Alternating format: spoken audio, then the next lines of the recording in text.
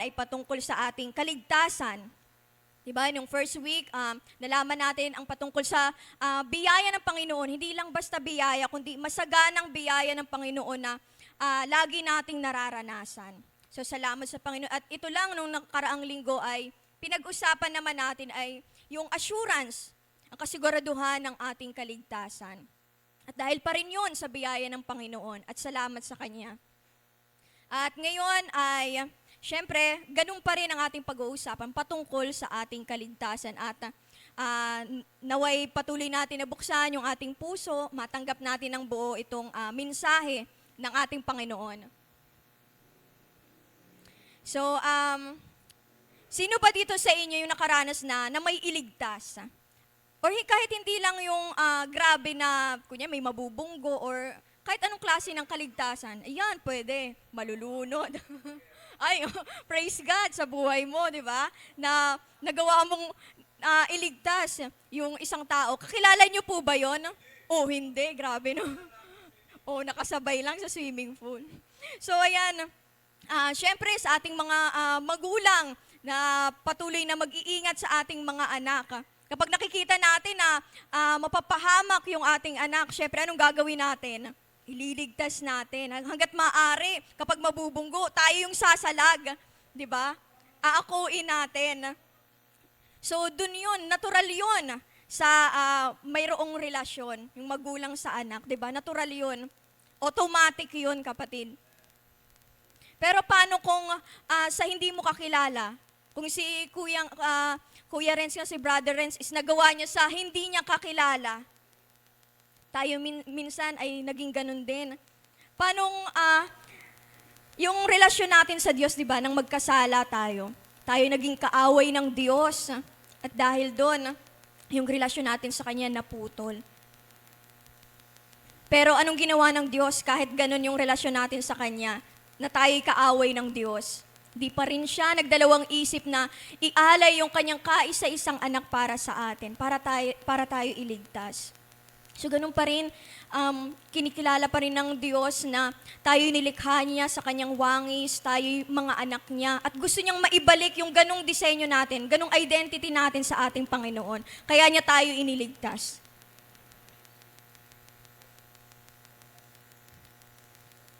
So sino yung makakagawa ng mga ganung bagay ng pagliligtas? Siyempre, ang Diyos unang-una. Siya yung unang nag-demonstrate ng ganung dakilang pag-ibig niya sa atin, ganung pagliligtas niya sa atin. Pinakita niya sa krus ng Kalbaryo na hindi siya nagdalawang isip na ibigay yung buhay niya para sa atin. Hindi siya nagreklamo, kapatid. Diba? Bagkus ang laman ng puso't isip niya ay tayo na iligtas mula sa kamatayan, mula sa walang hanggang pagkawalay sa Kanya. So, ang Biblia ay, kagaya ng narinig natin nung nakaraan, ay istorya ng pagliligtas ng Diyos sa sangkatauhan. Mula Genesis hanggang Revelation, mababasa natin dyan yung pagkilos ng Diyos, yung masaganang biyaya ng Diyos para iligtas tayo. At salamat sa Panginoon. At ito nga, ang salvation, so kapag ang tawag sa pag-aaral patungkol sa kaligtasan ay soteriology. Ayan. So, trivia din natin yan na di ba yung word na salvation is soteria. So, yung pag-aaral patungkol sa mga doktrina, mga belief is tinatawag na soteriology. So, kahit sa anong religion yon, soteriology po ang tawag. So, ang salvation, kagaya nga ng sinabi ko kanina, ay ang pagliligtas ng Diyos sa sangkatauhan. The great work of God in which He forgives sin. Hindi lamang pagliligtas, kundi pagpapatawad ng Diyos sa atin. At hindi lamang pagliligtas, pagpapatawad, kundi pagbibigay pa sa atin ng buhay na walang hanggan. At lahat ng to, yung pagpapatawad ng Diyos, yung pagliligtas ng Diyos, yung pagbibigay ng buhay na walang hanggan, kapatid, yun, libre yun. Hindi natin binayaran. Ang Diyos ang nagbayad. Tayo yung nagkamali, pero yung Diyos ang nagbayad nito sa atin. At dahil dun sa free gift of His grace, dahil yun sa biyaya ng ating Panginoon. So, makipagbukas po tayo sa Ephesians chapter 2, verse 8 to 9. So sabi diyan, Ephesians 2:8-9, "For by grace you have been saved through faith, and this is not your own doing. It is the gift of God, not a result of works, so that no one may boast." So, isa-isahin natin, ano ba ang mayroon sa ating kaligtasan? Or paano ba tayo nagkaroon ng kaligtasan? O, nalaman natin na si Jesus ay nag-alay ng kanyang buhay, ang banal na dugo niya, ang naglinis sa ating kasalanan, sa nakaraan, ngayon, hanggang sa hinaharap na mga pagkakamali pa natin. Pero ano ba yung mayroon sa kaligtasan na to? Unang-una, sabi diyan, by grace. So, dahil sa biyaya ng Diyos. Ano ba yung grace? Ito yung bagay na tinanggap natin pero hindi natin deserve. Lagi natin naririnig ngayon, di ba, sa mga kabataan, deserve ko to. Kapag magtrabaho konti, magkaroon ng sweldo, deserve ko to, magja-Jollibee ako, magmamakdo ako. Di ba? Sarap, no? Yun deserve mo yun kasi kinilos mo. Pero pag sinabing grace, hindi mo dapat tanggapin yun eh. Hindi natin dapat tanggapin yun. Pero free na ibinigay sa atin ng Diyos. Walang pagdadalawang isip na ibinigay sa atin ng Diyos. Totoo niyan, ito yung bagay na wala tayong iniambag kahit konti. Grabe no, pero libre. At sa totoo lang, itong biyaya ng Diyos, ito yung libre na madalas din i-reject ng tao. Yung kaligtasan na ibinibigay ng Diyos, yan din yung madalas na i-reject ng tao. Libre na. Pero pag makita mo sa mga mall, kapag free ito, may freebies, may free taste pa nga, mga ganon, nagkukumpula, nakapila pa, nag-uunahan. Pero itong libre na ibinibigay sa tao ng Diyos mismo na lumikha sa langit at lupa, ang hirap tanggapin. Bakit ba? Dahil hindi natin literal na nahahawakan yung kaligtasan? Dahil ba ganun? Minsan nga kapatid, yung mga bagay na hindi nakikita, minsan yung pa yung totoo talaga, yung tunay na totoo. Di ba? Pero salamat sa biyaya ng Diyos na nararanasan natin. Bawat araw, bawat minuto ng ating buhay. So ano ba yung dapat na maging response natin sa dakilang biyaya ng Diyos, dulang biyaya ng Diyos sa atin? Sabi nga, di ba, nung nakaraan, yung grace is to rejoice. Ayan yung ating magiging response. Magalak tayo. Di ba, kunyari, meron tayong napakalaking utang. Tapos sabihin sa'yo ng pinagkakautangan mo, okay na yun. Ano na yun, wag mo nang bayaran. Alam, baka may naisip, nakakatakot naman, may utang ako ngayon. So sana may ganun, no? Pero sa biyaya ng Lord, merong ganun na may mag-approach sa atin. Malay mo mamaya, di ba? Naisipin natin kung sino yung pinagkakautangan, tapos sana, Lord, libre na. Sorry po. Ayoko i-condemn yung bawat isa. Ayan. So, ayan, by grace, we still have life, di ba? Dahil sa biyaya ng Diyos, meron pa rin tayong buhay. At hindi lang buhay yung pinangako ng Diyos, buhay na walang hanggan. So, iba yung grace sa chance. Di ba narinig natin na, Lord, salamat po sa chance na ibinigay. Kasi pag chance is possibility or parang posibilidad na mangyari or hindi Ayun yung walang kasiguraduhan kapag chance. At kapag chance is may gagawin ka, parang na-miss out mo siya, tapos ulitin mo ulit. Tapos kapag hindi mo naman nagawa, ulitin mo ulit, ganun at ganun. Pero pag sinabing grace is bayad na, tapos na yun, di mo na kailangan gawin pa. Tinanggap mo na, ibinigay na sa'yo ng buong buo. At salamat sa Diyos, yung biyaya na ibinigay niya sa atin, hindi kalahati lang na pag magkamali ka, wala na. Hindi siya katulad ng parang membership, di ba? Na parang pribilehiyo mo yun. So, kunyari, may ID ka na, member ka ng ganitong ganyan. Tapos, kunyari, nagkaroon ka ng first offense, mga ganun, di ba? Mga, minsan hanggang third offense lang. Tapos, kapag ganun na nagkamali ka, so, wala nang pribilehiyo. Alis ka na, tanggal ka na. Pero sa biyaya ng Diyos, wala ka ng ibang ginawa, libre mo pa tinanggap, na-enjoy mo pa. Sarap, no? Sarap sa biyaya ng Panginoon. Pero kapatid, kailangan maging aware pa rin tayo na, syempre, meron pa rin tayong responsibilidad. Huwag nating abusuhin yung masaganang biyaya sa atin ng Diyos. Susunod naman, yan yung biyaya. We have been saved through faith. Hindi yan yung grupo ng yung true faith. Hindi yan ah. Yung mga kumakanta na ano eh. Yan. So, ay sorry, na parang nalaman tuloy yung ano, pero bata pa ako. Thank you sa Lord. So, dahil sa ating, yung kaligtasan, yun ay dahil din sa ating pananampalataya. Tayo ay nagtiwala sa Diyos. So, sabi nga, di ba, na nalulugod ang Diyos sa lumalapit sa Kanya ng may pananampalataya. At ang pananampalataya sa Hebrews 11:1 ay ito yung mga bagay or kasiguraduhan sa mga bagay na hindi nakikita. Pero alam mo na matatanggap mo, alam mo na mararanasan mo sa biyaya ng Panginoon. At yung biyaya na, yung pananampalataya na to ay magkakaroon tayo, sabi nga, so faith comes by hearing and hearing the word of God. Romans 10:17. So ano ba yung dapat natin ang mapakinggan para magkaroon tayo ng pananampalataya? Siyempre, ang salita ng Diyos, yung gospel. So, sabi nga dito, although faith comes by hearing, kailangan pa rin natin na maging wise sa mga bagay na pinapakinggan natin or napapakinggan natin. Kagaya po ngayon, di ba, maraming lumalabas na katuruan na binabaluktot yung salita ng Diyos na si Yahweh ay masama. Pero napakapalad natin kapatid. Kasi nga itong first week pa lang or itong pagpasok pa lang ng taon, yung pinag-usapan natin is attributes of God, names of God. At natalakay natin din yung pangalan ni Yahweh, na si Yahweh mahabagin, marami pang bagay na natin. So talagang in-encourage ko yung bawat isa na panoorin natin yung mga preachings natin. O magandang bagay na makinig tayo sa mga kilala na na tagapagturo, talagang katulad ng ating pananampalataya, pero sa atin din, sa simbahan natin, mga tagapagturo natin, bantayan din natin. Diba? Kung may mga katanungan tayo, pwede nating i-approach, pag-usapan natin yan para magkaroon ng kalinawan. So, magandang bagay na tanggapin natin ng buo yung salita ng Diyos, pero syempre kailangan maging maingat pa rin tayo sa ating napapakinggan or pinapakinggan. Kasi yung kaaway, syempre gaya-gaya yan, di ba? Gaya-gaya yan na si Jesus ang Lion of Judah, pero siya rin parang umaaligid na parang leon.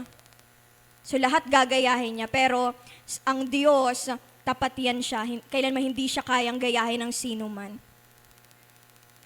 So ginagamit ng kaaway yung salita ng Diyos para questionin yung ating pananampalataya. Questionin yung biyaya na ibinibigay sa atin ng Diyos, na nagkakaroon ng pagdududa, panghihina ng ating pananampalataya hanggang sa isipin natin na, Lord, yung kaligtasan ko ba, nawawala na ba? O yung kaligtasan ko ba, sigurado pa ba?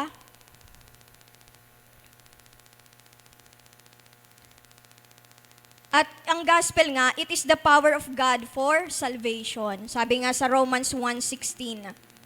Sabi nga dito, for I am not ashamed of the gospel, for it is the power of God for salvation. Kaya patuloy pa rin na ini-encourage natin yung bawat isa na ibahagi natin yung paghahayag ng pag-ibig ng Diyos, yung mabuting balita. Dahil ito yung pagliligtas ng Diyos. Kapag napakinggan nila, magkaroon sila ng pananampalataya, tatanggapin nila yung grasya ng Diyos, yung kaligtasan na ibinibigay ng Diyos, hanggang matanggap nila yung buhay na walang hanggan. So wag nating pagdudahan yung kapangyarihan ng mabuting balita. At syempre, patuloy natin na magkaroon tayo ng kagalakan sa biyaya ng Diyos. At salamat sa Diyos dahil sa akin din personally, patuloy na pinaparanas ng Diyos yung kanyang biyaya. Na kahit kita nyo na tumatayo ako pero may mga bagay pa rin ako na patuloy na iniluluhod sa Lord, inilalaban sa Lord. Dahil naniwala ako na yung kaaway is nariyan para nakawin yung ating pananampalataya, durugin tayo, ilayo tayo sa Diyos. At salamat sa Panginoon. And next ay, it is the gift of God.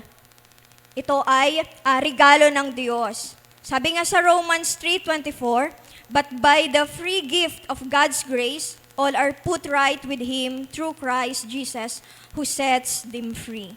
Salamat sa Panginoon na ito yung regalo niya na libreng ibinigay sa atin at ito rin yung nagpalaya sa atin. Salamat sa Panginoon. So, kung bakit tayo nakakapaglingkod, kung bakit ngayon naririto tayo dahil sa biyaya ng Panginoon, dahil sa lakas na binibigay niya sa atin. And lastly, sabi dito, not a result of works. So kagaya ng sinabi ko kanina, libre itong ibinigay ng Diyos, wala tayong naiambag, pero nakamta natin yung kagandahang loob ng Diyos. So makipagbukas tayo sa Tito 3:4-5. Sabi dito, ngunit nang mahayag sa atin ang kabutihan at pag-ibig ng Diyos na tagapagligtas, iniligtas niya tayo hindi dahil sa ating mabubuting gawa, kundi dahil sa kanyang habag sa atin. Tayo ipinanganak na muli sa pamamagitan ng tubig at tayo rin ay binago ng Espiritu Santo. So hindi lang tayo binigyan ng biyaya ng Diyos, binigyan niya rin tayo ng lakas. Yan ang tinatawag na empowering grace. Kaya nakakagawa tayo ng mabuti, nakakapag-isip tayo ng mabuti, nakakapag-desisyon tayo ng mabuti. Pinipili natin yung mga bagay na kalugod-lugod sa Diyos. Bagay na magkakaroon ng kapurihan lamang sa Kanya at hindi lamang sa atin. Kaya di ba kapag pinupuri tayo na, ang galing mo naman, lagi nating sinasabi, by the grace of God, di ba? Glory to God. Kaya ako nagagawa ito. Dahil kung ako lang, baka hindi ko ito magagawa ng tama. So, ayan, ngayon, ang pag-uusapan natin ay, next slide po. Kung ang salvation ba, nawawala ba ang kaligtasan ng isang Kristiyano? So, parang mayroon na tayong idea, no? Kasi nung last, parang assurance, tapos bakit ganun biglang, mayroon kayang bagay na pwedeng doon, maisip natin na ano ba talaga? Nawawala ba talaga yung kaligtasan or hindi? So ito, para mas ma-determine natin, nawawala ba talaga ang kaligtasan ng isang Kristiyano? So yung madalas na katanungan dito sa mundo is, kunyari isang Kristiyano ka, tapos sa huling segundo ng buhay mo, nakapag-commit ka ng sin, ng kasalanan. So, ang katanungan doon, saan ba mapupunta yung Kristiyanong yon? Sa langit ba o sa impyerno? So, ano kaya yung natin? No, parang Kristiyano, tapos kunyari nagda-drive ka, tapos masama loob mo. Tapos biglang nabonggo. Sino kaya yung sasalubong sa'yo? Si San Pedro? Hindi. Saan kaya yun siya? Di ba parang mapapaisip natin, saan nga ba talaga? Kasi isipin natin, baka sa langit siya, kasi Kristiyano naman yun eh. Or pwedeng, sa impyerno siya, kasi yung huli is masama yung ginawa niya. Kasalanan yun? Sabi nga, walang makasalanan na mapupunta sa langit. Masama yung loob niya, ibig sabihin, hindi siya nakapaghingi ng tawad or nakahingi ng tawad. Or nagpatawad ba yung taong yun? So di ba ngayon, hati na ba yung ating pag-iisip kung saan nga ba talaga? Pero ayoko na pasakitin yung ulo nyo. Ang gusto ko lang is pakinggan natin kung ano nga ba talaga. Kasi di ba may halimbawa, pwedeng sagutin ng iba na nasa Bible na kapag namatay at maganda yung ginawa mo is sa heaven. Kasi nga yung magnanakaw, diba? Alam natin yung kwento niyon, diba? Yung magnanakaw na kasama ni Jesus na pinako sa krus. Sa uli ng buhay niya, tinanggap niya si Jesus. At sabi nga ng Panginoon, diba? Isama kita sa aking paraiso. So, ayun yung alam natin. So, for sure, ayun yung, for sure na nasa langit yun, sigurado yun. Paano naman yung kwento ni Judas? Disciple siya ng Lord. Humingi naman siya ng tawad, pero nagpakamatay. So, saan ba yun? So, isipin natin, posible sa hell to. Kasi, pinagkanulo niya ang Panginoong Jesus. Grabe yung mas mabigat yung ginawa niya, although humingi siya ng tawad. Pero wag nating isipin yung kung ligtas ba sila or hindi. Yung kaligtasan muna natin isipin natin, no? So, wag natin pasikitin yung ating ulo. Sabi nga, yung Lord yung magja-judge doon, di ba? Si Lord na bahala doon sa kanila. Pero ayan, next slide po. Ayan, mayroong tinatawag na lose or earn. So kapag sinabing lose, ito, to no longer have something or have less of something because it has been taken away from you or you fail to keep it. To undergo deprivation of something of value and fail to keep or to remain. So kapag sinabing lose, ito ay nawawala. Pwedeng nakalimutan mo yung isang bagay or talagang hinayaan mo, sinurrender mo. Ayan yung ibig sabihin ng lose. Nasa kamay mo, pangangalaga mo, pero biglang nawala or ibinigay sa'yo, biglang nawala. So yung earn naman ay it is obtained in return of labor or service. You got something that you deserve because of your abilities or actions. So ang kaligtasan nga ba ay na-earn yan or nalulus?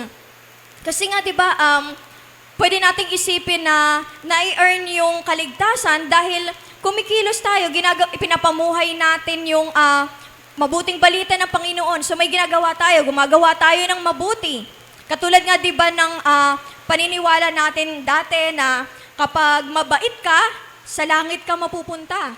Kailangan mo tong gawin to, magbigay ka ng limos, tumulong ka sa kapwa mo, sa langit ka.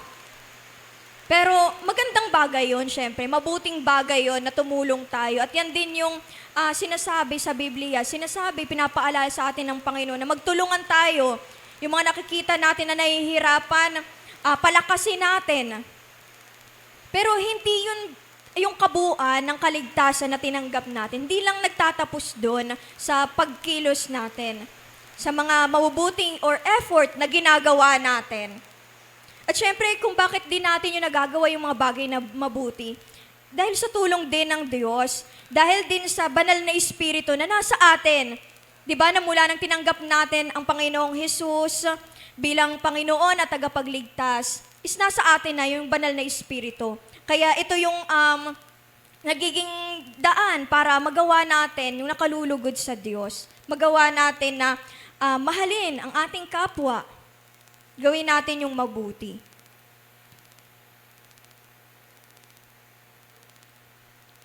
So mayroon akong dalawang theologian na isi-share sa inyo na merong naniniwala na ang kaligtasan ng isang Kristiyano ay nawawala at yung isa naman ay hindi nawawala.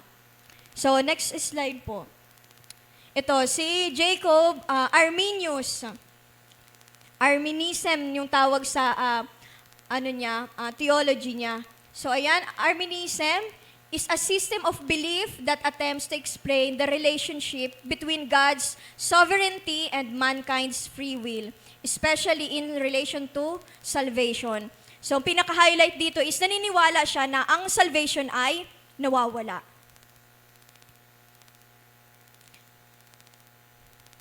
So, next slide po. So, yan. Basahin natin sa 2 Peter 2:20-21. Sabi dito, "For if, after they have escaped the defilements of the world by the knowledge of the Lord and Savior Jesus Christ, they are again entangled in them and are overcome, the last state has become worse for them than the first. For it would be better for them not to have known the way of righteousness than having known it to return away from the holy commandment handed unto..." Wala. So, ayan, ang pinaka-background niyan is, ayan nga, may mga tao na kumilala sa Diyos, pero biglang namuhay pa rin sa kasalanan. Kaya sabi nga dito, the last state that has become worse for them than the first. So, magiging mas malala pa. Una, hindi pa sila, diba, hindi pa nila alam yung mabuting balita. Tapos nakakilala sila sa Lord, tapos tumalikod pa rin. Diba may mga ganong sitwasyon tayo na parang nakakilala tayo sa Lord, biglang tumalikod, Lord, parang backslide na po ako. Ayun na yung dinidetermine natin sa ating sarili. Pero dito sinasabi na kaya kung bakit nawawala yung salvation, dahil mas worse pa, kapag tuluyan na silang lumayo sa Diyos, as mas malala pa kaysa sa una yung mga maling nagagawa nila. Kasi nalinawan na yung pag-iisip nila. Yung iba nga, di ba, gumagawa na ng sarili nilang katuruan dahil doon. Kapag kunyari papangaralan mo ulit sila, sasabihan mo ulit, papaalalahanan mo ulit, kukontrahin ka pa. Na alam ko na yan, nag-aral ako niyan, pumasok pa nga ako ng ganito, ganyan. Kukontrahin ka pa na parang sila pa yung mas magaling na alam ko na yan, kaya masasagot kita ano man yung sabihin mo. Pero isa yung kahangalan sa Diyos, yung mga nagmamarunong, kapag ma-pride tayo na alam ko na yan. Kasi sa Bible, yung salita ng Diyos, laging meron siyang bagong revelation sa atin. Ito'y nagbibigay ng warning sa atin, ng encouragement sa atin. So, next slide po. Second ay sa Psalm 69:28. May they be wiped out of the book of life, and may they not be recorded with the righteous. Ito yung prayer ni King David, na yung mga kaaway ko is tanggalin mo sa aklat ng buhay. Kasi 'di ba, mayroong dalawang aklat na bubuksan. Yung isa ay aklat ng reward sa atin, yung good works. So doon papasok yung reward. At the same time, yun nga yung eternal life natin, yan sa book of life. Na kung saan ay, syempre habang buhay na makakapiling natin ang Diyos sa kanyang kaharian. So prayer dito na wipe out of the book of life. So, iniisip niya na kapag ang isang tao ay namuhay sa kasalanan or nanatili sa kasalanan, ay posible or talagang mawawala siya or nawawala ang kaligtasan niya. So, dahil sa mali, kaya nga di ba kanina sa example na ibinigay natin na kapag sa huli ng buhay mo ay kasalanan ang iyong nagawa ay, di ba, impyerno. So, ayan din yung paniniwala ni Jacob Arminius. And then sa next ay John 15:6. If anyone does not remain in me, he is thrown away like a branch and dries up. And they gather them and throw them into the fire, and they are burned. So, dito ang background naman nito ay si Jesus, ang tunay na puno ng ubas. So, kailangan manatili ka sa Kanya. Dahil kung hindi, ikaw ay puputulin, ilalayo sa Panginoon, sa Diyos. So, ang kailangan natin dito ay pananatili sa Diyos, pananatili sa ating Panginoong Hesukristo. Sabi, thrown away like a branch and dries up, and they gather them and throw them in the fire. So, yan yung hell, yung fire na tinutukoy dyan. So, kapahamakan kapag ikaw ay namumuhay sa kasalanan. So alam mo yun na parang ibinigay na nga sa iyo yung masaganang biyaya ng Diyos, masaganang pag-ibig ng Diyos, libre na, lahat na, pero nireject mo pa rin, talagang posible na mawala ang iyong kaligtasan. So next slide po. Ito, sa Hebrews 6:4-6. For it is impossible in the case of those who have once been enlightened and have tasted of the heavenly gift and have been made partakers of the Holy Spirit and have tasted the good word of God and the powers of the age to come, and then have fallen away to restore them again to repentance, since they again crucify to themselves the Son of God and put Him to open shame. So, ayun na, naranasan mo na yung masaganang biyaya ng Diyos. Nakakapag-worship ka pa, ginamit ka na sa harap, baka lahat na ng ministry na ikot mo na, pero sa huli ay tumalikod ka sa Diyos. Sabi nga dyan, di ba, na ang hirap na sila na ma-restore pa, mahirap na sila pabalikin pa. Kasi yung tunay talaga na mahirap i-restore, yung ma-pride, yung ayaw talaga lumapit sa Diyos, ayaw tanggapin yung biyaya ng Diyos. At dahil doon, ikaw na yung gumawa ng sarili mong kaparaanan para mapahama ka talaga. Kasi yung biyaya ng Diyos ibinigay sa atin. So, meron tayong parte, di ba, responsibilidad na ingatan ito. Pero hindi ito basta ibinigay ng Diyos na ikaw na bahala, na gawin mo na lahat ng gusto mo. Choice pa rin. Meron tayong free will para pakaingatan yung kaligtasan. At syempre sa biyaya ng Diyos, kasama natin yung Diyos na mag-iingat din mismo sa salvation natin. Kagaya kanina, di ba, na mayroon tayong faith, nandyan yung Word of God, yung Holy Spirit, para siguraduhin yung ating kaligtasan, para siguraduhin na hindi talaga tayo mapapahamak. So, next slide po. Ayan. So, ito yung 3 bullets kung bakit nawawala ang salvation. We can lose salvation by, syempre, una, living or practice sinful life. Kung yung pamumuhay mo is, namumuhay ka na sa kasalanan, then talaga mawawala ang iyong kaligtasan. So, basahin natin sa Hebrew 10:26.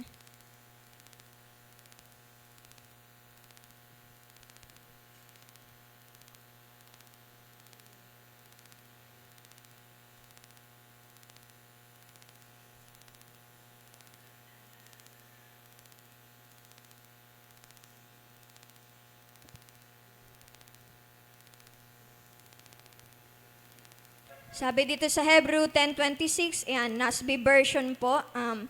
For if we go on sinning willfully after receiving the knowledge of the truth, there no longer remains a sacrifice for sins. So kapag sabi nga dito, go on sinning willfully. So talagang willing ka talaga, intentional mo talaga na ipamuhay yung kasalanan. Pagkatapos mo, malaman yung katotohanan, tanggapin yung kaligtasan ng ating Panginoon, pero lumayo ka pa rin, tumalikod ka pa rin, sabi dito, wala nang iba pang handog na magiging kabayaran ng kasalanan mo. Kasi yung kaligtasan o yung paghahandog na ibinigay ng Diyos, paghahandog ng ating Panginoong Hesus ng kanyang buhay, is para na yun sa pangkalahatan na kasalanan. Pagpapatawad yun sa lahat. Sabi nga, di ba, from the past, the present, hanggang sa future na kasalanan, future generations, na kikilala at tatalikod sa Diyos, ayun na yung ultimate sacrifice, ang tanging Panginoong Hesus lamang. So wala nang iba. Wala nang ano pang bagay na pwedeng ialay o handog para tayo ay maligtas. Yun lang nag-iisa. Dahil siya lang yung nag-iisang daan patungo sa Diyos. Siya lang yung tanging nag-alay ng buhay. Kung noon, yung mga high priest is naghahandog sila ng hayop, pero ito, yung high priest na mayroon tayo, yung mismong dugo niya, yung naging handog para sa atin. Diba? Ganun kasukdulan yung biyaya ng Diyos sa atin, kapatid. Kaya kung talagang mamumuhay pa tayo sa kasalanan, is wala na. Ayun na talaga, kapahamakan, yung talaga ating tatanggapin. Mawawala talaga ang kaligtasan ng isang Kristiyano kapag namumuhay siya sa kasalanan. So, next po. Pangalawa ay not remaining in Christ. So, kagaya ng verse kanina na nabasa natin sa John 15:6,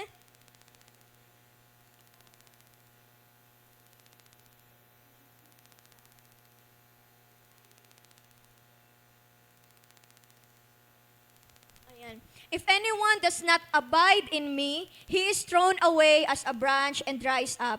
And they gather them and cast them into the fire, and they are burned. Sabi ng Panginoong Hesus na, you abide in me, manatili kayo sa akin. Diba? Manatili kayo sa akin at ako rin ay mananatili sa inyo. Ayan yung pangako ng Diyos sa atin. Dahil nga, diba, kung tayo ay hiwalay sa Diyos, wala tayong magagawa. Mapapahamak tayo kapag wala tayo sa Diyos. Yun lang yung ating magkahantungan kapag inireject natin ang Panginoong Hesus.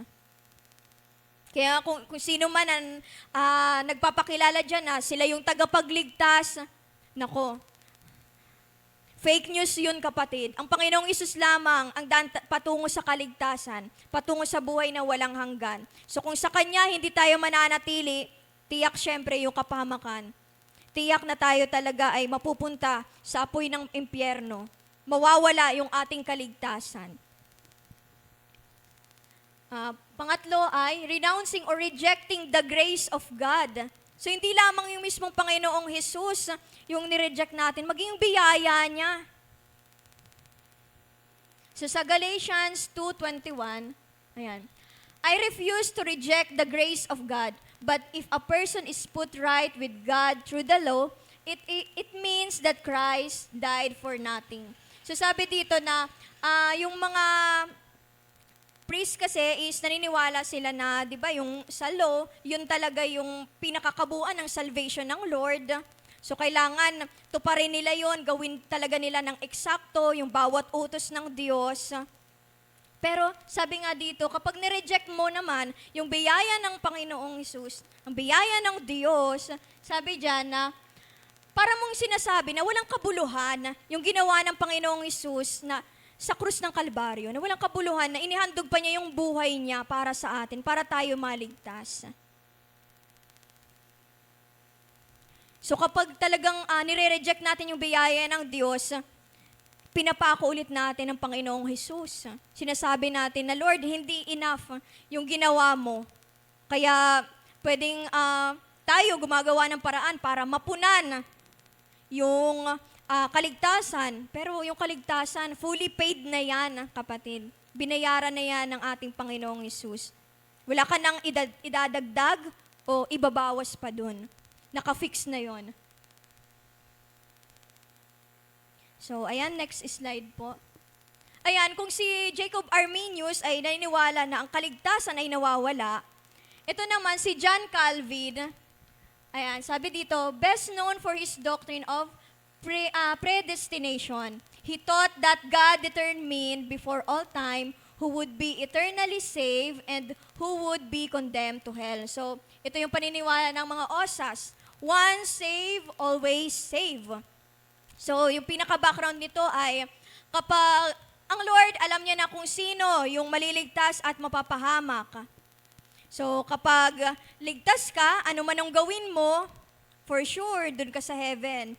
Pero kapag nandun ka naman, mapapahamak ka, kahit anong gawin mo, mabuti or masama, dun ka pa rin sa hell.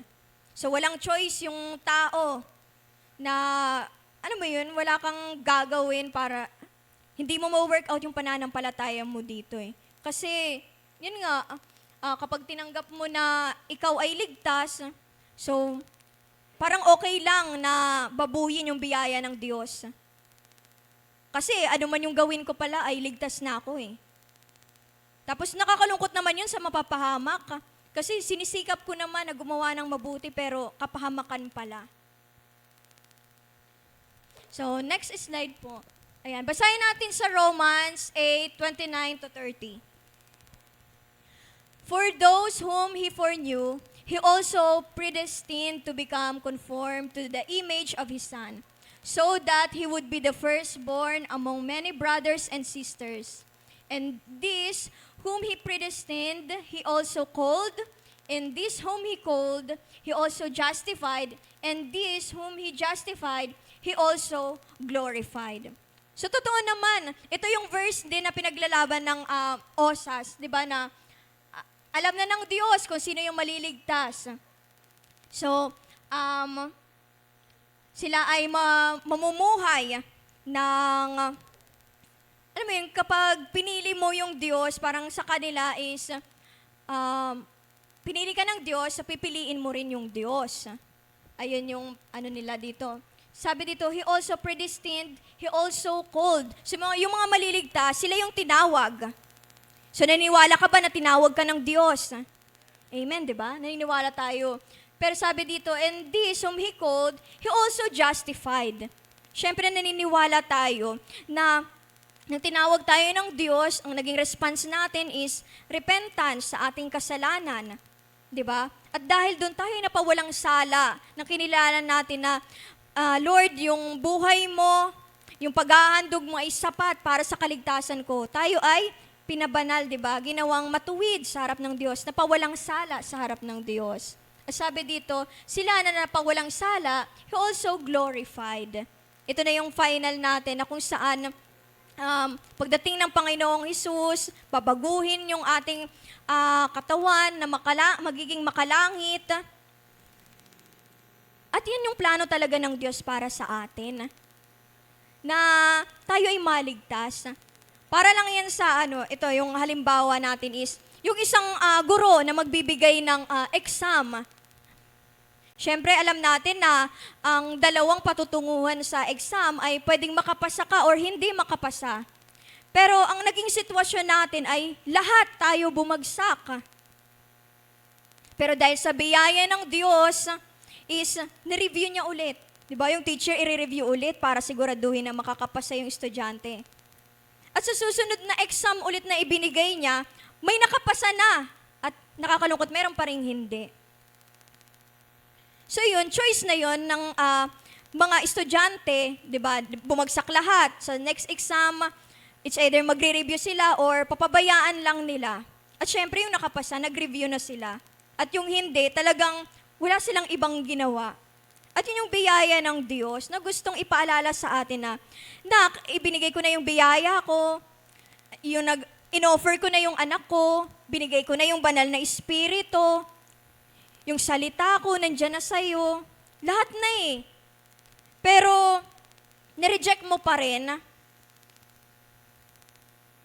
Tapos, anuhin natin, gusto natin syempre na tayo ay maligtas. Kaya nga, di ba, may assurance of salvation. At ngayon, talagang lilinawin natin at gusto nating siguraduhin ang kaligtasan na ibinigay sa atin ng Diyos. So, next slide po. Sa John 10:27-29, My sheep listen to my voice, and I know them, and they follow me, and give them eternal life, and they will never perish, and no one will snatch them out of my hand. My Father who has given them to me is greater than all, and no one is able to snatch them out of the Father's hand. So sila na predestined sa kaligtasan at naniwala tayo, tinatanggap natin to, di ba? Na tayo ay nasa kaligtasan. I know them. Kilala tayo ng Diyos. So umpisa pa lang alam na ng Diyos at plano talaga or gusto talaga ng Diyos na piliin natin siya. Pinili tayo ng Diyos, piliin din natin ng Diyos. Sabi niya, they will never perish, and no one will snatch them out of my hand. Mismong mga kamay ng Diyos yung nag-iingat sa atin para tayo ay maligtas. Kaya dito talaga sinasabi na secure talaga yung aking kaligtasan. Kasi ang Diyos mismo, hindi lang basta yung kapangyarihan niya, mga anghel niya, yung nagliligtas, nag-iingat sa atin, kundi mismong mga kamay ng Diyos yung nag-iingat sa atin. Isipin mo yun. At sabi dito, hindi lang isa yung nag-iingat sa atin. Sabi dito, si Jesus, sabi, and no one will snatch them out of my hand. Ang Panginoong Jesus ito, na hinahawakan tayo, na siguraduhin ang kaligtasan natin. Pangalawa, no one is able to snatch them out of my Father's hands. Biruin mo yun, para kang naglalakad sa kalsada, tapos may dalawang tao na nakahawak sa dalawang kamay mo. Pwedeng yung kuya mo at yung tatay mo. So sigurado na ligtas ka. Kasi kung may paparating man na sasakyan dito sa kanan mo, nandito yung papa mo. Kung mayroon naman dito sa kaliwa mo, nandito yung kuya mo. So for sure, ligtas ka. Di ba? So salamat sa Panginoon. Hinahawakan tayo, kaya huwag tayong bibitaw sa ating Diyos. Ayun yung napakahalaga, di ba? Panghawakan natin. Kasi yung Diyos hindi niya tayo binitawan, hindi niya tayo iniwan, hindi niya tayo pinabayaan. Sa kabila ng mga pagkakasala natin. Kasi, di ba sa pamilya, kahit na magkasala ka, magkulang ka, makagawa ka ng mali, hindi na maibig sabihin na, hindi na kita anak dahil nagkamali ka. Hindi ganun. Ito yung kaligtasan natin bilang pamilya. Ito yung gustong ipaunawa sa atin ng Diyos. Kaya nga, relasyon yung gustong ng Diyos sa atin. Hindi basta kilalanin mo yung belief, yung religion mo. Hindi lang basta ganun eh. Kundi relasyon ang nais ng Diyos sa atin. Kaya gusto niya na maligtas tayo. So, next slide po. Sa Romans 8:38-39, For I am convinced that neither death nor life, nor angels, nor principalities, nor things present, nor things to come, nor powers, nor height, nor depth, nor any other created thing will be able to separate us from the love of God, which is in Christ Jesus our Lord. Salamat sa Panginoon na walang makapaghihiwalay sa atin sa pag-ibig niya. Ganun kadakila yung pag-ibig niya na inialay sa atin. Na kahit yung kasalanan Kahit yung hell, tinawid ng Diyos, maligtas ka lang. Salamat sa Panginoon. At yan din yung bagay na personally kong pinagpapasalamat sa Diyos. Kasi kung, kunyari, meron akong mga kapatid na hindi ako inilalaban sa prayer, sa reminder sa Lord, baka wala talaga ako dito. Kaya ngayon, habang pinag-aaralan ko to, inaalala ko talaga yung moment na inalaw ng Lord, or kausapin ako ng Lord sa paraan na maintindihan ko siya.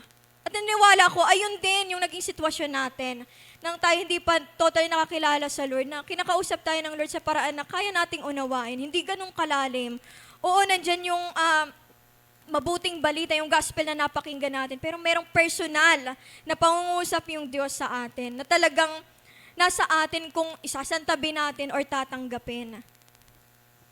Sabi dito, will be able to separate us from the love of God, which is in Christ Jesus our Lord. Siya talaga yung tanging daan para tayo tuluyan na maligtas, tuluyan na malayo sa kapahamakan. Ang Panginoong Hesus lamang. Biruin mo lahat, no? Ibig ng kamatayan, di ba? Tinalo ng Diyos. Death, where is your sting? Ang buhay, hindi lang basta buhay, buhay na walang hanggan. Even yung mga angels, minsan naiisip natin, gusto ko nga rin maging angel. Kahit ako rin, pinangarap ko rin yung gusto ko magkaroon din ng pakpak. Pero totoo pala, tayo pala yung kinaiingitan nila kasi yung hari ng mga hari na sinasamba nila, namatay hindi sa kanila, sa tao. Salamat sa Lord, di ba? Even yung mga kaharian, even yung ngayon, kung anong nararanasan natin ngayon, siyempre ngayon, ang ating simbahan, ang ating mga workers is nasa restoration. Siyempre, physical na simbahan natin, kailangan natin maparenovate.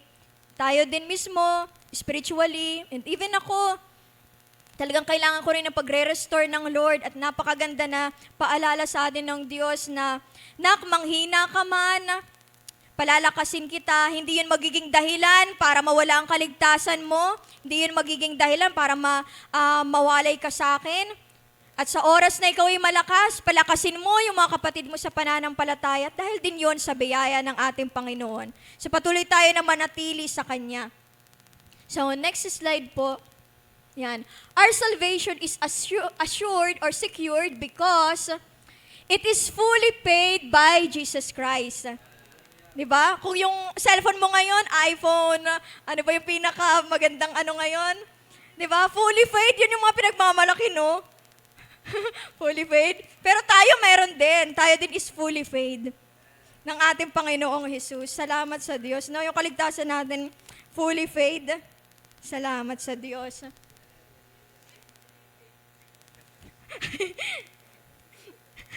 So, basahin natin sa Galatians 3:13. So, yung translation nito is the Passion Translation. Ayan, TPT. Sa Galatians 3:13. Sabi dito, yet Christ paid the full price to set us free from the curse of the law. He absorbed the curse completely as He became cursed in our place. For it is written, everyone who is hung upon a tree is cursed. So dahil dyan, diba? Jesus redeemed us from the curse of the law. Pero hindi naman ibig sabihin doon na parang isiniwalang bahala ng ating Panginoong Hesus yung law.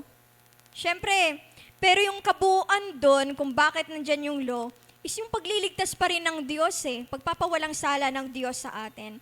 At binayaran yon ng ating Panginoong Hesus. Christ paid the full of price para tayo ay mapalaya. Kasi kung talagang sisikapin natin na maligtas dahil lamang sa mga law, is magre-rely tayo sa sarili nating lakas.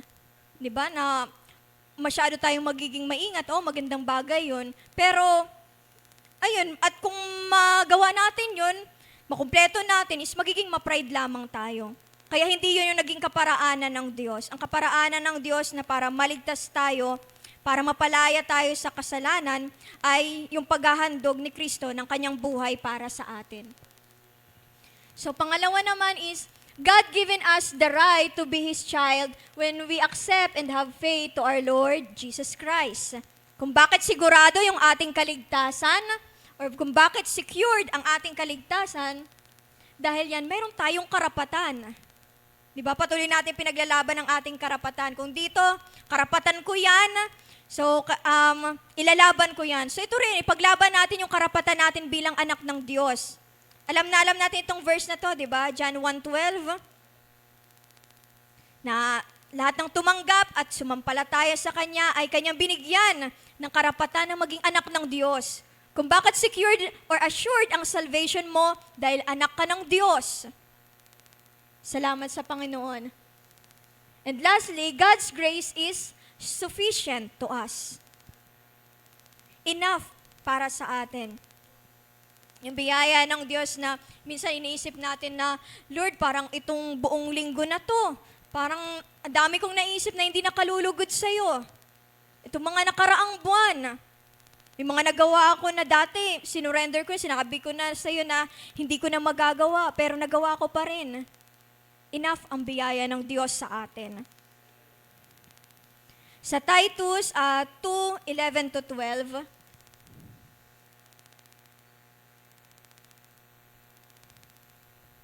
so yan, basahin natin Titus 2:11-12.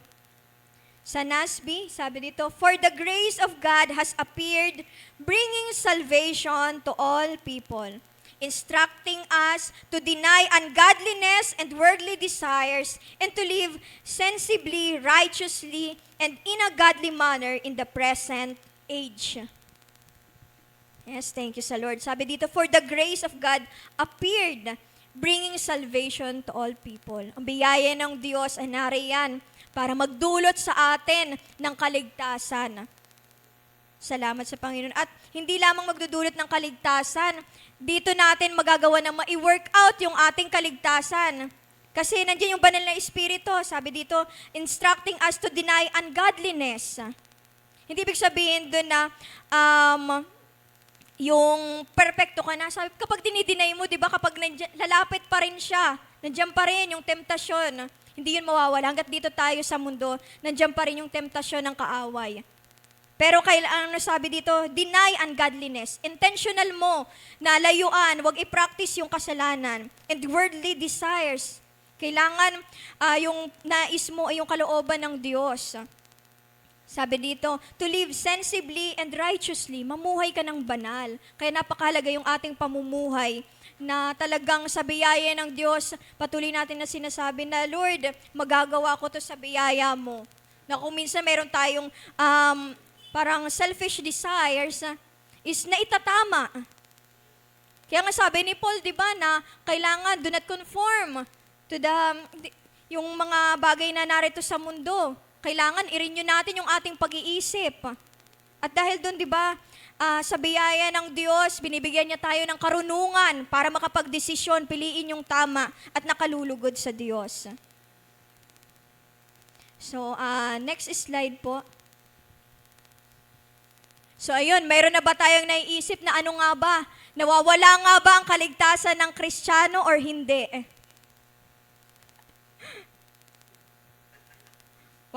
May naisip na ba tayo? Sa mga in-explain kanina, ano ba talaga? Kasi, parehas. Alam natin na tayo ligtas, predestined. Alam ng Diyos na maliligtas tayo, natatanggapin natin siya. Kaya nga tayo narito dahil tinanggap natin siya. Amen, di ba? At nakakatakot na pwede rin pala mawala yung salvation. So parang nakakahilo, no? Paano kaya yun? So ang gagawin natin, babalansehin natin. Dahil ang totoo niyan, hindi kung kaninong doktrina yung kailangan nating paniwalaan. Ang isang bagay is, kailangan natin ng kaligtasan. Ayun lang yun, hindi kung kaninong belief. Kailangan natin ng kaligtasan at ang kaligtasan ay nagmumula lamang sa ating Panginoong Hesus. Nagmumula lamang sa Diyos. So hindi natin kailangan pag-awayin na kung ligtas ba yung isang Kristiyano or nawawala ba yung kaligtasan, kundi admit natin sa sarili na, Lord, kailangan ko ng kaligtasan. Sabihin natin, Lord, kailangan ko ng kaligtasan. Yes, salamat sa Panginoon.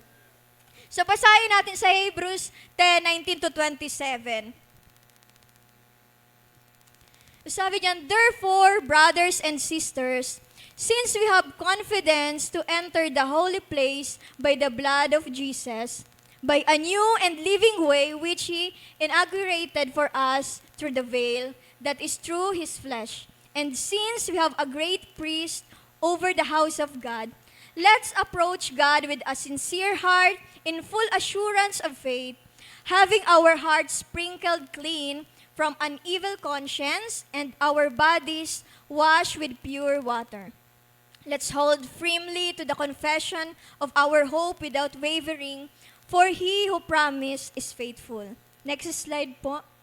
And let's consider how to encourage one another in love and good deeds, not abandoning our own meeting together, as is the habit of some people, but encouraging one another, and all the more as you see the day drawing near. For if we go on sinning willfully after receiving the knowledge of the truth, there no longer remains a sacrifice for sins, but a terrifying expectation of judgment and the fury of a fire which will consume the adversaries. So, pabalik muna po kuya sa ano. Ayan, so isa-isay natin sa Hebrews 10:19, sabi diyan, therefore, brothers and sisters, since we have confidence to enter the holy place by the blood of Jesus. Sabi dito, we have confidence to enter the holy place by the blood of Jesus. Kung bakit tayo nakakalapit, dahil dun yun sa biyaya ng Diyos.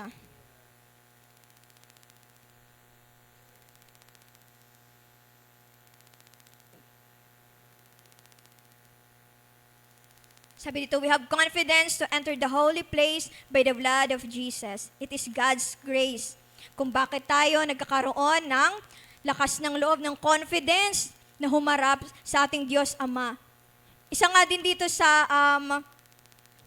school namin, sa subject na CV, merong katanungan na kapag nasa harap ka ng pintuan ng langit, kapag tinanong ka na kung bakit kita papasukin, ano yung sasabihin mo?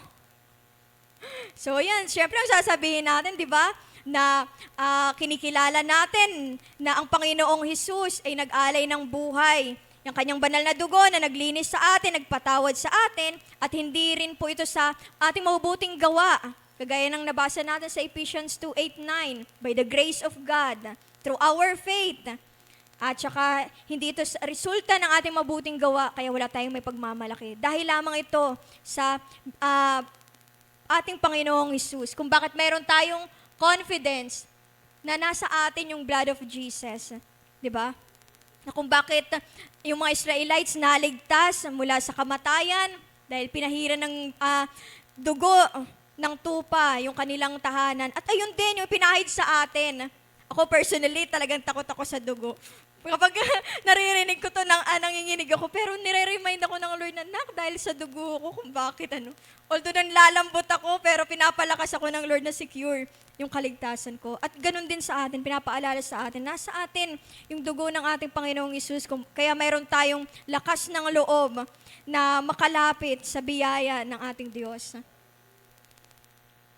Sabi nga sa Ephesians 1:7-12, in Him we have redemption through His blood, the forgiveness of our trespasses according to the riches of His grace. So, salamat sa Panginoon. So, sa verse 20, sabi dito, by a new living and way. So, dahil tayo ay naligtas, tayo ay nagkaroon ng buhay, panibagong buhay. Alam natin yung verse, di ba, na 2 Corinthians 5:17. If anyone is in Christ, he is a new creation. Di ba? The old is gone, the new has come. Salamat sa Panginoon. Ito yung bagong buhay. Kaya yung salvation is, yun nga, panibagong buhay sa atin. Kasi kapahamakan na tayo eh. Pero dahil inalay ng Diyos yung buhay niya, meron tayo din na bagong buhay. Bagong buhay at banal na pamumuhay. Ayan yung binibigay sa atin ng Diyos. Sa verse 21, we have a great priest over the house of God. So hindi tayo nag-iisa. Hindi tayo nag-iisa sa salvation natin. Kasama natin ang ating high priest, which is si Jesus. Kagaya ng sinabi ko nga kanina, di ba? Na kung noon, yung mga high priest is, kailangan nila maghandog ng isang tupa na syempre blameless. Yun talaga yung kailangan pag nag-offer ka para talagang secure, sigurado na ang kasalanan may nalinis na yung handog mo talaga. Walang kapansanan, walang anuman na karumihan. So yung high priest natin, ang ating Panginoong Hesus, na inialay yung kanyang buhay mismo para tayo ay maligtas. So in Hebrews 9:12, sabi dito, He entered once for all, isang beses lang, into the holy place, not by means of blood of goats and calves, but by means of His own blood, the securing an eternal redemption. So ang eternal redemption na tinatawag dito ay yung kaligtasan natin. Salamat sa Diyos. Salamat sa Panginoong Hesus. Isang beses niya lang ginawa, kaya nga wala nang ibang handog pa na pwedeng handog, dahil ayun na yun, kabuuan na yun. Kabuuan na ng biyaya ng Diyos, kabuuan ng pag-ibig ng Diyos, kabuuan ng ating kaligtasan. Kaya dahil buo yung kaligtasan natin, secured, assured yung ating kaligtasan. So in Ephesians 3:12, sabi dito, in whom we have boldness and confident access through faith in Him. Hindi lang sabi dito boldness, may katapangan tayo, confident, diba? Na tayo ay nakakalapit sa biyaya ng Diyos dahil sa ating pananampalataya. So sa verse 23, sabi dito, hold firmly to the confession of our hope without wavering, for He who promised is faithful. Tapat ang Diyos na ibinigay sa atin yung biyaya, tapat yung Diyos na nangako sa atin, na iingatan niya tayo, siguraduhin niya tayo ligtas. Kaya talagang tayo magagawa natin is, yun nga, panghawakan natin yung pangako ng Diyos. Kasi tapat siya, hindi siya talaga nagsisinungaling sa kanyang sinabi, sa kanyang ginawa para sa atin. Kaya napakahalaga na huwag nating i-reject. We are not saved, sabi dito, we are saved not because we are faithful. Kung bakit nagagawa mo yan, hindi dahil sa katapatan mo, dahil sa biyaya ng Diyos, but because our God is fully faithful. We put our trust to the faithful God. Yun yung napakahalaga. In 2 Thessalonians 3:3, but the Lord is faithful and He will strengthen, salamat sa Lord, and protect you from the evil one. So biruin mo yun, tapat yung Diyos na kung sa pagkakataon na ikaw ay nanghihina, palalakasin ka niya, na Lord, itong pagsubok na to, itong kasalanan na to, talaga Lord, sinisikap ko talaga na i-deny, layuan, hindi makapamoy, hindi makapag-isip ng masama, hindi magkaroon ng desire na layo sa iyong kalooban. So asahan natin na palalakasin tayo ng Diyos. Asahan natin na iingatan niya tayo, poprotektahan niya tayo dun sa anumang challenges o struggles natin na nararanasan.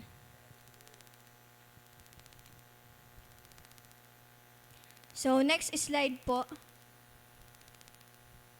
Yan, so, and let's consider how to encourage one another in love and good deeds, not abandoning our own meeting together. So, ito yung, dahil ligtas tayo, ito yung wini-workout natin. Ginagawa natin ay ma-encourage yung bawat isa in love and good deeds.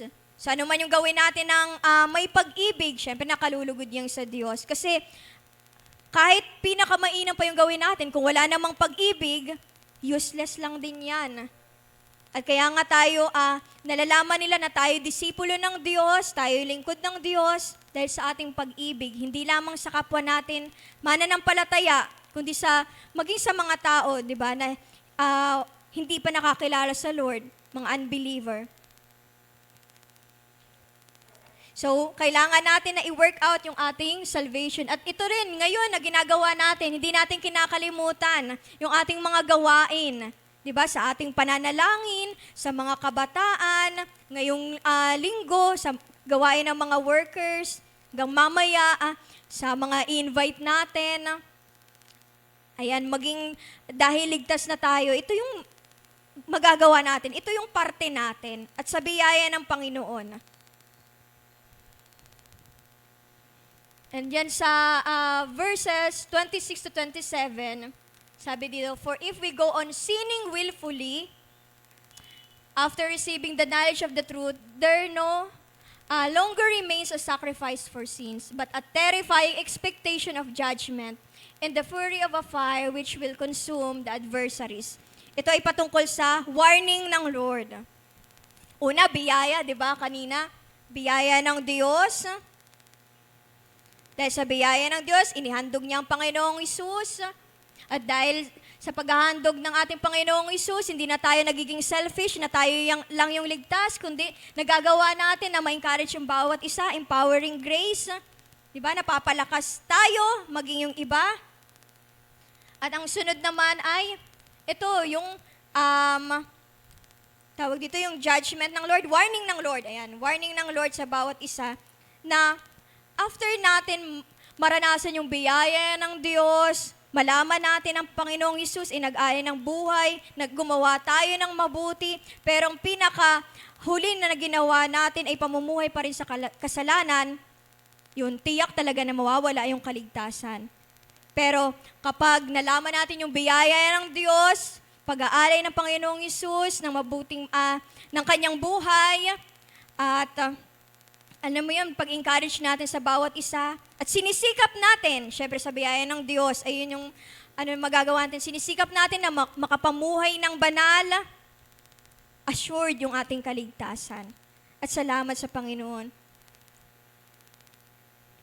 At kung mapahamak man tayo sa susunod, di ba, sa buhay na pangwalang hanggan or eternal na separation sa Lord, choice na natin yon.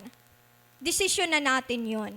Kaya nga meron tayong free will. Hindi ang Lord binigay niya yung kaligtasan sa atin, ibinigay niya lahat, hindi para i-manipulate tayo. Ibinigay niya yung lahat para ikaw din na binigyan niya, ma-express mo rin yung pasasalamat mo, yung pagsamba mo sa Kanya, pagiging grateful mo. Ayun yung gusto ng Lord eh. Hindi dahil sa nanghihingi ang Lord ng, alam mo yung parang, ibibigay ko to sa'yo, tapos kailangan ito yung ma-receive ko. Hindi ganun yung Lord eh. Kung ano nga yung naibibigay natin sa Kanya, minsan nga basahan pa nabibigay natin sa Lord, pero tinatanggap ng Lord. Pero ang galing lang ng Lord, no, sa biyaya niya, yung basahan na ino-offer natin sa harap niya, is binabalik niya sa atin ng malinis, bago.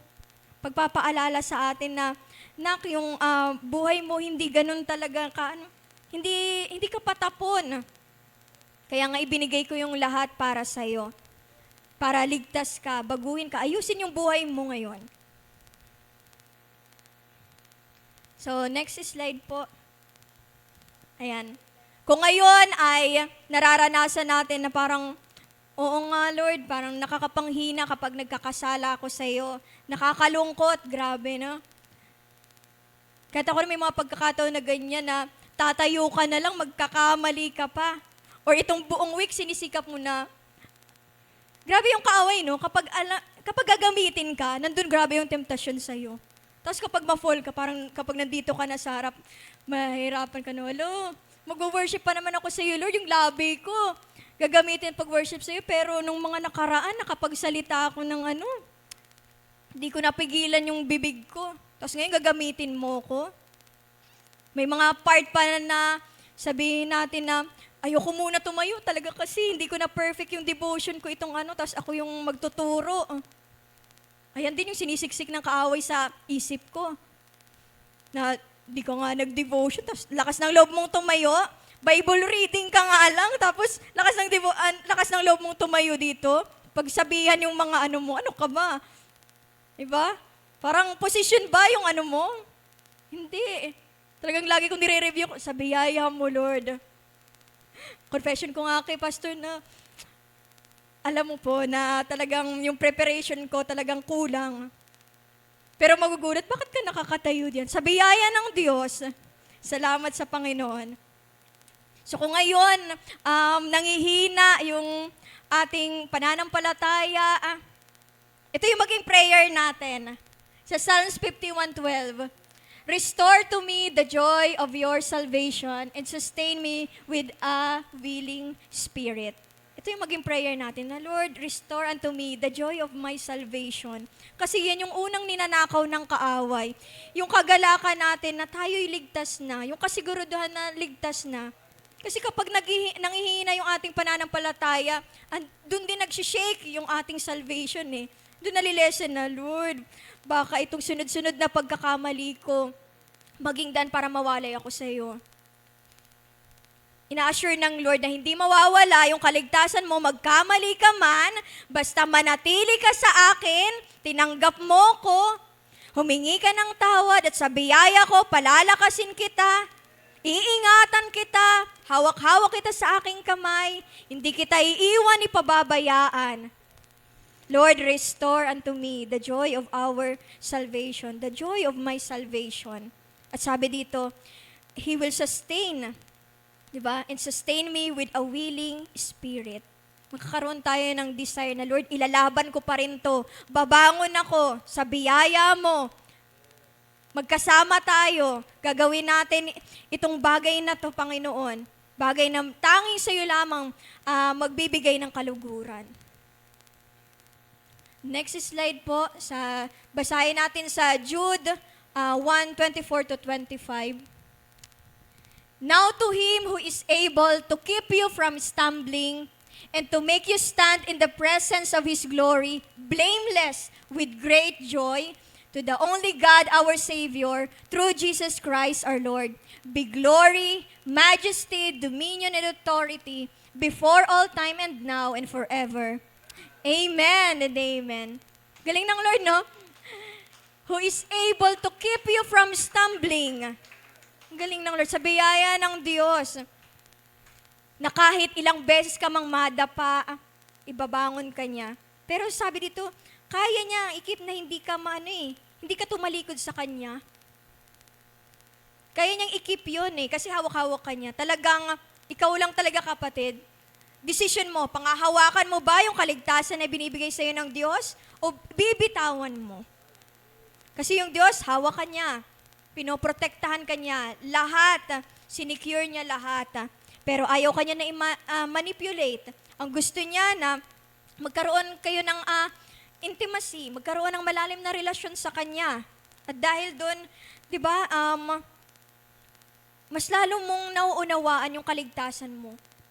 Na sana ngayon, kapatid, is pinapaalala sa atin ng Diyos na yung salvation, hindi siya base sa mistake mo or bagay na, yung huli mong nagawa o kung ano pa man, kundi sa biyaya ng Diyos. Although yung grace, meron talagang limitasyon, may hangganan.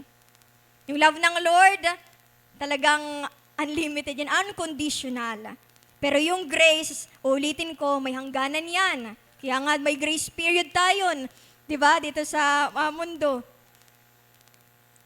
Pero kahit ganun pa man, gusto ng Lord na panghawakan mo yung kaligtasan na ibinibigay niya sa iyo. Huwag kang lalayo, manatili ka sa Kanya. Lagi mong aalalahanin na dahil sa Panginoong Hesus, kung bakit malakas ka, kung bakit nakakapagpatuloy ka. Sabi dito, and make you stand in the presence of His glory, blameless. Galing ng Lord, no? Blameless. At dahil yun sa banal na dugo niya, with great joy. Great joy dahil tayo ay mayroong kaligtasan. Ito yung great joy ng ating salvation. At syempre, kanino ba talaga yung may offer yung kapurihan? Sa tanging Panginoong Hesus lamang. At ngayong kapatid, ayan, pinapaalala sa atin ng Diyos, assured ang ating salvation. Pero syempre, huwag natin aabusuhin yung biyaya niya dahil posible pa rin na kung bumitaw ka, tinalikuran mo, nireject mo yung biyaya niya, nireject mo yung kaligtasan na ino-offer niya, talagang mawawala.